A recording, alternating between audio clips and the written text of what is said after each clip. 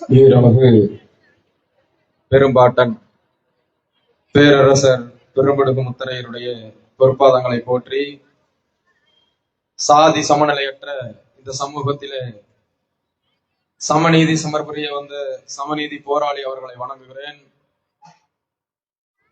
இந்த நிகழ்விலே எனக்கு முன்பாக விரிவான தரவுகளோடு உரையாற்றிய கட்சியினுடைய அமைப்பு செயலாளர் செம் மகுடேஸ்வரன் உள்ளிட்ட அத்துணை பேருக்கும் அன்பு நிறைந்த வணக்கத்தை தெரிவித்துக் கொண்டு,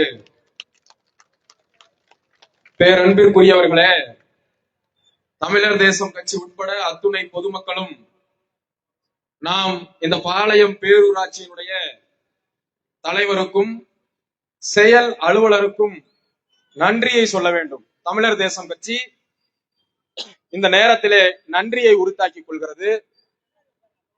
ஏனென்று சொன்னால், என் அன்பிற்குரியவர்களே, நீங்கள் கேட்ட உடனேவே சாலை வசதி கேட்ட உடனே சாலை வசதியை செய்து கொடுத்திருந்தால், சாக்கடை வசதியை கேட்ட உடனேயே சாக்கடை வசதியை செய்து கொடுத்திருந்தால், இந்த ஊழல் பெருச்சாளிகள் இவர்கள் செய்திருக்கக்கூடிய ஊழல் என்பது இங்கே வெட்ட வெளிச்சமாகி இருக்காது. அவர்கள் செய்து கொடுக்கவில்லை என்னும் போதுதான் நீங்கள் தமிழர் தேசம் கட்சியை அணுகிறீர்கள். தமிழர் தேசம் கட்சி தான் இவன் சாலையை போட மறுக்கிறானே, சாக்கடையை கூட கட்டித்தர மறுக்கிறானே, என்னதான் இவன் செய்தான் என்று பார்க்கும் போது அவன் குட்டு வெளுத்து போகுது. ஏதோ இங்க போட்டிருக்க இந்த பிரிண்ட், இங்க போட்டிருக்கிறது ஏதோ நம்மளா ரெடி பண்ணது, தயார் பண்ணது கிடையாது. என் அன்பிற்குரியவர்களே, அரசாங்கம் தகவல் அறியும் உரிமை சட்டத்தின் மூலமாக எடுத்த தரவுகள் அத்துணையும் இது ஒரே, அவர் சொன்னதை போல, அமைப்பு செயலாளர் சொன்னதை போல, ஒரே ஒரு தலைப்பின் கீழ் உள்ள தரவு. 5 ஆண்டுகளுக்கு எடுத்தீர்கள் என்று சொன்னால் எத்தனையோ தலைப்பின் கீழ் எத்தனையோ வேலைகள் இருக்கிறது. பாளையம் பேரூராட்சியில் மட்டும் இது போன்ற ஊழல் நடைபெறவில்லை. என் அன்பார்ந்த பெரியோர்களே, தமிழகம் முழுக்க உள்ள அத்துணை பேராட்சிகளும் பேரூராட்சிகளிலும் உள்ளாட்சிகளில் உள்ளாட்சி பிரதிநிதிகள் அத்துணை பேரும் இது போல மக்கள் பணத்தை தின்று கொழுக்கிறார்கள். ஏனென்று சொன்னால், அடிகுழாயை சரி செய்தோம் என்று சொன்னால் ஒரே மாதத்தில் 10 முறை அடிகுழாயை சரி செய்வார்கள். தலைவர் என்னிடத்தில் இப்போது கேட்டார், ஒரு அடிகுழாய் எவ்வளவுதான்டா வரும்? ஒவ்வொரு முறையும் 8000 ரூபாய், 8000, 9000 ரூபாய், 10,000 ரூபாய்க்கு சரி பண்ணிருக்கானே, மொத்தமாவே அந்த அடிகுழாய் எவ்வளவுதான்டா வரும் கேட்டாரு. மொத்தமாவே வாங்கினாவே அவ்வளவு தொகை வராது. ஆனால் அவன் சரி செய்வதற்காக எடுக்கிற தொகையை பாருங்க, 9,000 ரூபாய், 10,000 ரூபாய்க்கு உள்ள இருக்க தொகையா போட்டு எடுப்பான். இது இங்க மட்டும் இல்ல, தமிழகம் முழுக்க இருக்க அத்துணை ஊராட்சிகளிலும் பேரூராட்சியிலும் நடக்கிறது. ஆனா இங்க இருக்கக்கூடிய செயல் அலுவலரோ தலைவரோ நீங்க இந்த எல்லைக்கெல்லாம் போக மாட்டீங்கன்னு நினைச்சிருப்பாரு. இவர்கள் யார்? இவர்கள் யாருமற்ற ஏதிலிகள். இவர்களுக்காக பேசுவதற்கு யாரும் கிடையாது. இவர்களுக்காக பேசுவதற்கு அமைப்பு கிடையாது. இவன் என்ன செய்ய போகிறான்? வெந்ததை தின்றுட்டு விதிவந்தா சாவர சாதியை சார்ந்தவன். இவனுக்கு எதுக்கு ரோடுன்னு நினைக்கிறான்? இவனுக்கு எதுக்கு சாக்கடை வசதி? நான் அந்த கிராமத்திற்கு போயிருக்கிறேன். அந்த கிராமத்திற்கு தலைவரும் போயிருக்கிறார். அந்த கிராமத்துக்குள்ள போகும்போது ஏதோ ஒரு வயல் காட்டுக்குள்ள போற மாதிரி இருக்கும். அத்துணை சாக்கடை டிரைனேஜ் வசதி கிடையாது. கழிவு நீர் அத்தனையும் நடக்கிற பாதையில தான் போகும். எத்தனை இடத்துல, எத்தனை கிராமங்கள்ல நான் சொல்றேன், ஒப்பிட்டே சொல்றேன். இது அந்த சமூகத்தை உயர்த்தி தாழ்த்திக்காக சொல்லல, ஒப்பீடு. நீ முத்தரையர் சமூகம் வாழ்கிற அத்துணை பகுதியிலும் அடிப்படை வசதிகளுக்காக இன்று வரை அவர்கள் போராடி கொண்டுதான், போராட கூட இல்ல, ஊமையா இருக்காங்க. அடிப்படை வசதிகள் செய்து கொடுக்கவில்லை என்று சொன்னால் கூட அதை கேட்பதற்கு கூச்சப்பட்டு கொண்டு ஊமையாக இருக்கிற சாதியாக தான் இந்த முத்தரையர் சாதி இருக்கு. கை தட்டாதீங்க. தமிழகம் முழுக்க அப்படிதான் ஊமை சாதியாக இருக்கிறது. இந்த ஊமை சாதிக்காக உறக்க பேசுவதற்காக தான் தமிழர் தேசம் கட்சி இருக்கு. ஒரு ஒப்பீடு சொல்கிறேன் பாருங்க. ஒரு ஆதி திராவிடர்கள் வசிக்கக்கூடிய பகுதிக்கு நீங்க போனீங்கன்னு சொன்னா, அந்த பகுதியில நடக்கிற பாதை ஒண்ணு சிமெண்ட் பாதையா இருக்கும், இல்ல அவர்கள் விளையாடக்கூடிய அந்த பகுதிக்கு பேவர் பிளாக் போட்டு கொடு. பேவர் பிளாக் தெரியுமா? ஸ்கொயர் ஸ்கொயரா கல் இருக்கும். பேவர் பிளாக் அமைச்சு கொடுத்திருப்பாங்க. இருக்கா இல்லையா? எல்லா இடத்திலும் இருக்கும். நீங்கள் ஆதி திராவிடர்கள் இன்னும் பட்டியல் இனத்தில் பட்டியல்ல வசிக்கக்கூடிய அத்துணை மக்கள் வாழுகிற இடத்துல நீங்க போனீங்கன்னா அது உடனடியா செய்து கொடுத்திருப்பார்கள். காரணம் என்ன தெரியுமா? அவர்களுக்கு நீங்கள் செய்து கொடுக்கவில்லை என்றால் அவர்களுக்கென்று தலைமை இருக்கிறது. அவர்கள் உங்களை போன்று ஊமையாக இருக்க மாட்டார்கள். எதிர்த்து கேள்வி கேட்பார்கள். அதனால் அவர்கள் உடனடியாக எதுக்குடா பிரச்சனை அப்படின்னு செஞ்சு கொடுக்கிறாங்க. ஆனா நாம முத்தரையர்கள் தானே பட்டா பிரச்சனை. தமிழ்நாடு முழுமைக்கும் பட்டா இல்லாத புறம்போக்கு சாதி இந்த முத்தரையர் சாதியா இருக்கு. என்னடா இவ்வளவுதான் சொல்றேன்னு நினைக்காதீங்க. உண்மையிலேயே புறம்போக்கு சாதியா தான் இருக்கு. எல்லா சாதியும் பட்டா இல்லாத பிரச்சனையை சந்திக்கிறார்கள் என் அன்பிற்குரியவர்களே. அதிலே அதிகமாக பட்டா இல்லாத பிரச்சனையை சந்திக்கக்கூடியது இந்த முத்தரையர் சமூகம். கொத்து கொத்தாக நான் உதாரணமாக சொல்ல முடியும். நாம் திருச்சி மாவட்டம் என்றால் அது முத்தரையருடைய கோட்டை என்று சொல்வோம்.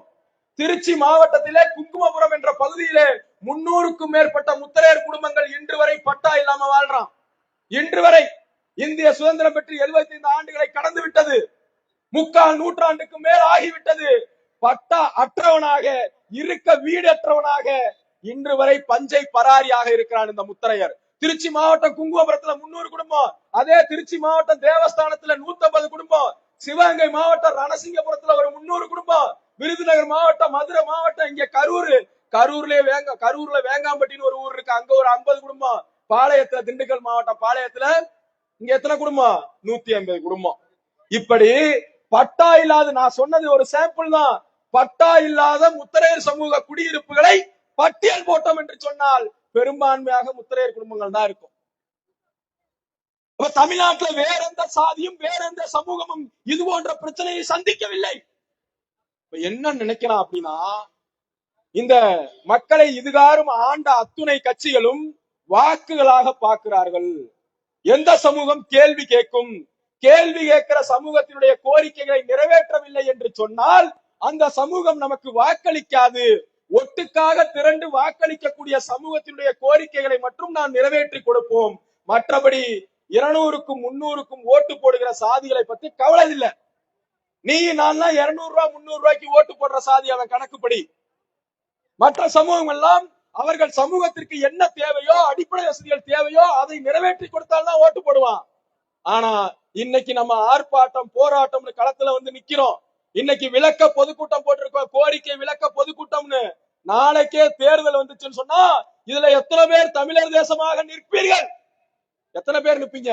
அதிமுக காரணாவும் திமுக காரணாவும் நின்னீங்கன்னு சொன்னா இன்னும் அந்த ஊரு சாக்கடை இல்லாம தான் இருக்கும். இன்னும் ஒரு நூற்றாண்டுக்கு இன்னும் குடிநீர் வசதி இல்லாத கிராமமாக தான் இருக்கும், பட்டா வசதி இல்லாத கிராமமாக தான் இருக்கும்.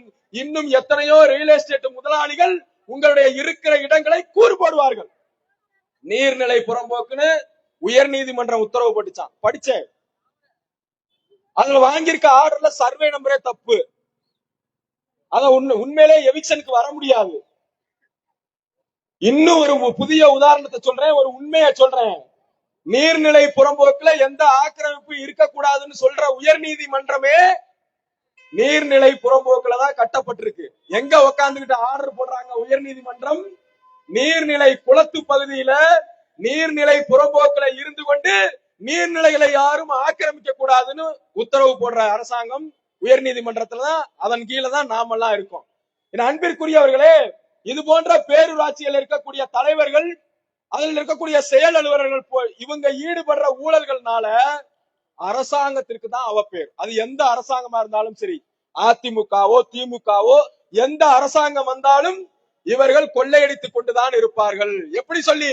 அடிகுழாயை சரி செய்தேன், தெருவிளக்கை சரி செய்தேன், முட்புதரை அகற்றினேன். அவர் கேட்ட மாதிரி பால்டாயில் அவ்வளவு வாங்கி குடிச்சிருந்தீங்கன்னா நல்லா இருக்கும். பெனாயில ஏன்டா குடிச்சீங்க? பெனாயிலு எதுக்காக பயன்படும்? ஒரு சுண்ணாம்பு, ஒரு ப்ளீச்சிங் பவுடர் போடுறீங்க, சுண்ணாம்பு போடுறீங்க, எவ்வளவு தேவைப்படும்? எதுல எல்லாம் கொள்ளடிக்கிற? எங்க ஊர்ல ஒருத்தர் ஆர்டிஐல எடுத்திருந்தாரு. நான் வாழ்கிற சொந்த ஊராட்சியில தகவல் அறியும் உரிமை சட்டத்தை போட்டு பஞ்சாயத்துடைய வரவு செலவு கணக்கு எடுத்திருந்தாரு. இது மாதிரி பேனா இருக்கு பாத்தீங்களா? இந்த பேனா கூட 50 ரூபான்னு நினைக்கிறேன். சாதாரண பேனா தான் பயன்படுத்துவாங்க. பேனா பென்சில் வாங்கினது மட்டும் 1 லட்சம் ரூபாய்க்கு வாங்கியிருக்காங்க ஒரு வருஷத்துல. அப்படி எத்தனை பேனா பென்சில் வாங்கினான்னு தெரியலங்க. அப்ப இதெல்லாம் யாருமே கேள்வி கேட்க மாட்டார்கள். நீ எத்தனை முறை அடிகுழாயை சரி செஞ்ச, நீ எத்தனை முறை முட்புதரை அகற்றின, எவ்வளவு ஆட்களை வைத்துக் கொண்டு அகற்றின அப்படின்னு யாருமே கேள்வி கேட்க மாட்டார்கள் என்ற நினைப்பிலே, என்ற மிதப்பிலே இந்த அரசு ஊழியர்களும் மக்களுடைய பிரதிநிதிகளாக இருக்கக்கூடிய பேரூராட்சி தலைவர், இங்க இருக்கக்கூடிய பேரூராட்சி தலைவரை போன்று இன்னும் எண்ணற்ற பேரூராட்சி தலைவர்கள் செயல்பட்டுக் கொண்டிருக்கிறார்கள். ஆனால் தமிழர் தேசத்தினுடைய பார்வையிலிருந்து நீங்கள் தப்பவே முடியாது. எங்களுடைய வரலாறு தெரியவில்லை என்று சொன்னால் அய்யலூர் பகுதியிலே கேட்டு தெரிந்து கொள்ளுங்கள். அய்யலூர் பேரூராட்சி என்ன பாடுபட்டுச்சு, என்ன மாதிரி அங்க நடந்ததுன்னு சொல்லி பாளையம் பேரூராட்சி தலைவர் அய்யலூர்ல உங்களுக்கு தொடர்பு இருந்தா கேட்டு தெரிஞ்சுக்கோங்க. அதனால ஒழுங்கா இதோட கூட நாங்க முடிச்சுக்கிறோம். என்ன கேட்டாங்களோ கேட்காதையும் கூட நீங்கள் செய்து கொடுக்க வேண்டும். முத்தம்பட்டி பகுதிக்கு அங்கே முத்தரையர்கள் வாழுகிறார்கள் என்பதற்காக மட்டும் போராடவில்லை.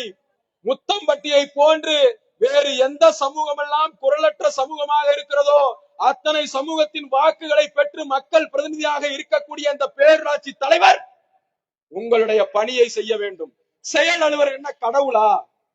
நம்ம அமைப்பு செயலாளர் ஒரு மனு கொடுக்க போயிருக்காரு, ரெஸ்பான்ஸ் இல்லாம இன்னைக்கு இருக்கக்கூடிய காவல்துறை தலைவரை சந்தித்து எங்களுடைய கட்சிக்காரர் காவல்துறையினுடைய தலைவரை சந்தித்தாலோ இல்லது எங்க கட்சியினுடைய தலைவர் ஆளுகின்ற முதலமைச்சரையோ இல்ல எதிர்கட்சி தலைவரையோ சந்தித்தால் கூட அத்துணை மரியாதையோடு நடத்துவார்கள்.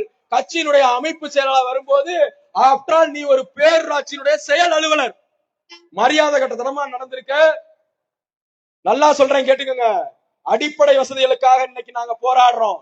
இதே போராட்டம் இந்த மக்களை உள்ள பிடிச்சு போடுவேன் எல்லாத்தையும் பார்த்துட்டோம். எத்தனை சிறைகள் இருக்கோ அத்தனை சிறைகளையும் பார்த்துட்டோம். எத்தனை வழக்குகளோ அத்தனை வழக்குகளையும் பார்த்துட்டோம்.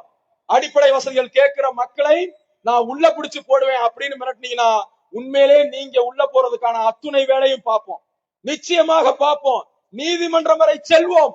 இந்த அடிப்படை வசதிகள் நீங்க செஞ்சு கொடுத்தாலும் விடமாட்டோம். இனி எப்பவுமே நீங்க தேர்தலை நினைத்து பார்க்க முடியாது. பேரூராட்சி தலைவருக்கு பகிரங்கமாக எச்சரிக்கிறேன். பேரூராட்சி தலைவர் அவர்களே, நீங்கள் உள்ள புடிச்சு போடுவதற்கு கிள்ளு கீரைகள் அல்ல முத்தரையர்கள்.